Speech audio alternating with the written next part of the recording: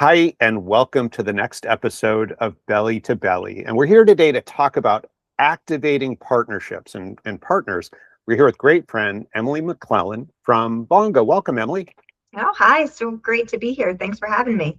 It's great to be with you today. And so, before we hop into this topic of activating partners, do you want to just give a quick synopsis of what Bongo does and how you impact the partnership community? Yeah, absolutely. So when we talk about partners and we talk about enablement, we talk a lot about training, but we don't really talk about verification of that training very often. And so really that's where Bongo comes into play. So we kind of fill that gap and we enable your partners to simulate real sales conversations.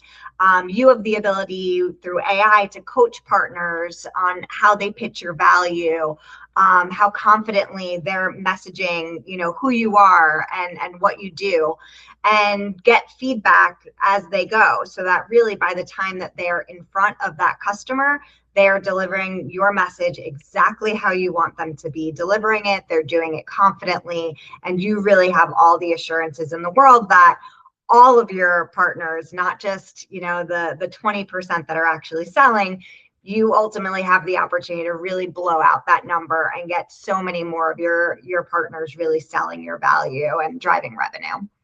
That's perfect. When you segue us perfectly into the next topic, which is to talk about the Pareto rule just for a minute and this 80-20 idea. And we both continue to hear from partnership leaders that only 20% of their partners are causing 80% of the effect, which obviously that a lot are unfortunately still on the bench, right? They're not in the game. And so I guess are there some big reasons why you see sort of the gap between the number of logos on a partner page versus the number of kind of productive partners? Yeah, I mean, and I love that you said on the bench because I say that as well. So, you know that 20% they're fine, right? They're out there. They're obviously doing what they need to do, but what's going on with that 80%? And is it that they're failing because of lack of training? Maybe not, right? A lot of these partner programs are putting a lot of content out there, but what is it that they're not going through the training? Is it that the training is not sticking? I think that's often the gap that people don't quite understand. And so really, I think that's the glaring problem that we need to understand is what is happening with that 80%. And I think the way to solve for that challenge is really to have these partners kind of prove that they've internalized all of this great content that you've put out in front of them, and that they're not just kind of lost in the ether, that they're not just sitting on the bench. Like, let's get them off the bench, let's get them practicing, let's get them going through your messaging, have them kind of simulating these tough conversations that they're absolutely going to be having. Do they know how you do compare to your competition? Do they know how to handle tough pricing conversations? I mean, it depends if they're co-selling, but there's so many partner programs now that are doing the whole sales process. So it's really, so much more than just, do you know kind of the overarching value? It's, can you get into that nitty gritty, and can you be in these tough conversations, and can you prove that? Right.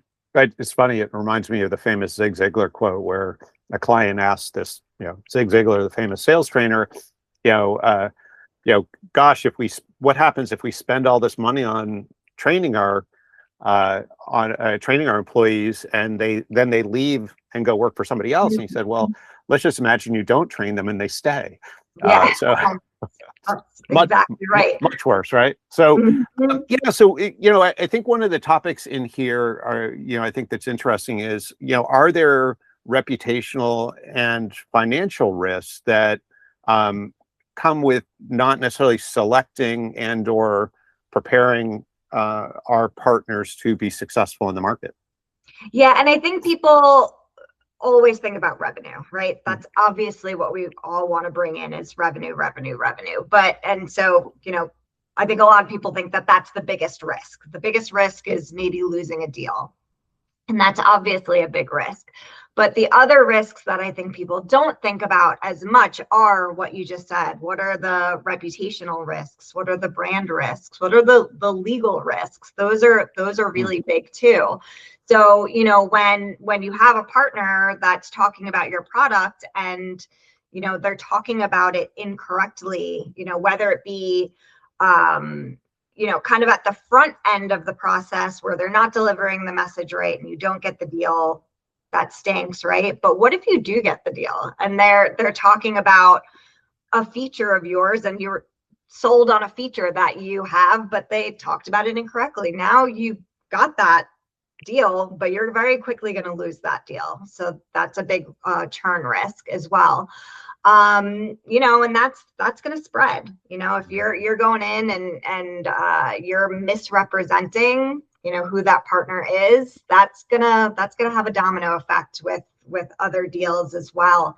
You know, and there's lots of regulated industries, right? So there's fintech, there's cybersecurity, there's, you know, healthcare, IT, things like that. And so you know, not only is there a brand and a reputational risk in those areas, but there can also very much be like a legal risk if you're misrepresenting something as well. So really having that ability to verify what people are saying is accurate before they're even out into the field is it's an opportunity that people really aren't taking advantage of right now. That makes total sense. Yeah, it just seems like it's, you know, when you have your own salespeople and they're under your roof and, you know, within whatever structure you have internally, it's, you know, even that is a difficult sort of process to make sure everybody's singing from the same sheet of music. Separating it a layer out into somebody else's sales organization and doing it, you know, potentially hundreds, if not thousands of times. It seems like you really need to have a much stronger structure to assure a consistent message out in the marketplace. No, it's really, really important. But yeah, I guess, is that part of it too? Is just the sort of the distance from your center that all these partners are? Yeah, of course. I mean, you know, you just kind of mentioned it when it's your internal sellers, you know, they've got managers, they can be on a call with you, they could sit in a room with you, they, you know, you have that professional development time to go through any challenges that you might be experiencing. In partner world, that doesn't exist, right? You're kind of on your own and you're trusted to do the job that you're out to do.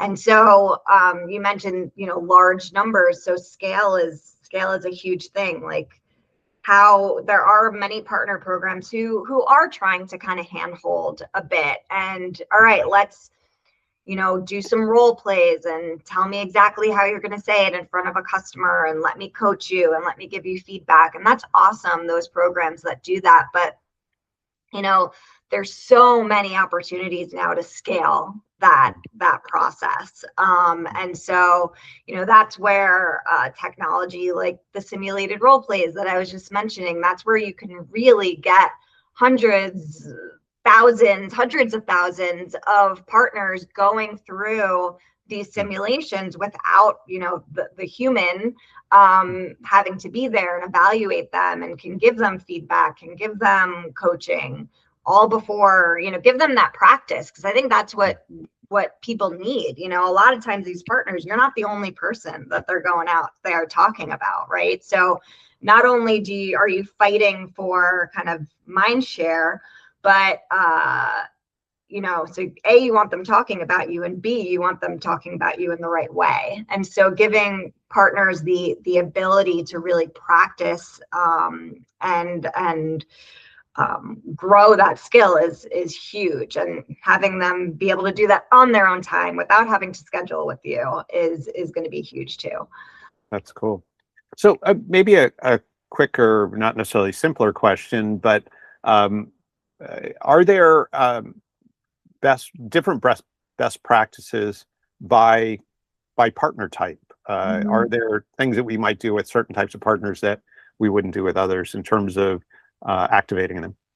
Yeah. So, and I mean, there's the partner ecosystem is massive, and there's zillions of different types of partners, and you're not going to get this kind of level of attention, I think, with all of them. So I like to just focus on the resellers.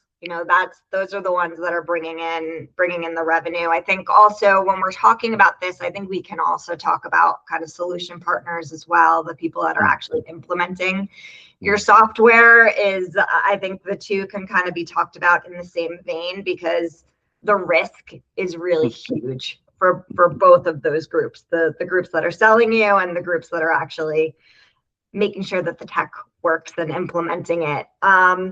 And so I would say in this lens, those are the two we should be thinking about. And oftentimes there is certification that's happening, right? I mean, there's a level of trust that partners, that you have, but people are certifying, and whether that be, oftentimes it's a multiple choice quiz, or it's something that doesn't truly, it's assessing that they have the knowledge, but not that they can actually apply that, right? And so I think some people might think, oh, but I have a certification, like I'm good. And so I think a lot of it is kind of rethinking what that certification looks like as well.